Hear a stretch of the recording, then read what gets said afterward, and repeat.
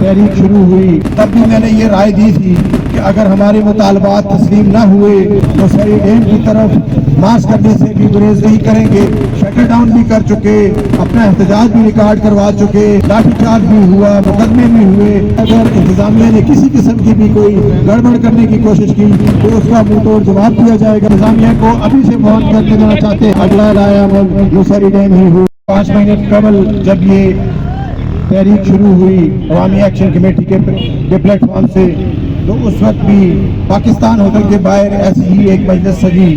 تب بھی میں نے یہ رائے دی تھی کہ اگر ہمارے مطالبات تسلیم نہ ہوئے تو ہم نوسری ڈیم کی طرف مارچ کرنے سے بھی گریز نہیں کریں گے.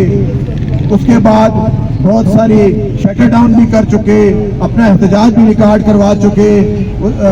ایک لانگ مارچ, ہم نے ایک مارچ بھی نکالا, لاٹھی چارج بھی ہوا, مقدمے بھی ہوئے, لیکن یہ تحریک زور پکڑتی رہی.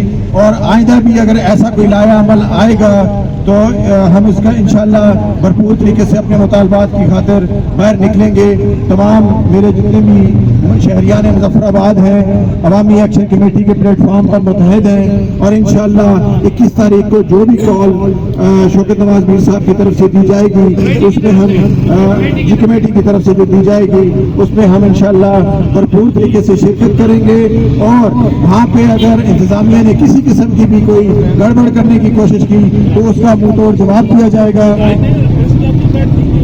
جی, اور جیسے شوکت صاحب کی ٹیم جو بھی طے کرے گی, چاہے وہ پریس کلب ہے یا مختلف مقامات ہیں, ہم انشاءاللہ وہاں پہ بھرپور طریقے سے شریک ہوں گے. اور انتظامیہ کو ابھی سے فون کر دینا چاہتے ہیں کہ اگر کسی قسم کی بھی مداخلت اس میں کی گئی تو پھر ہو سکتا ہے اگلا لایا ملک جو سری ڈیم ہی ہو. وما علینا الا البلاغ.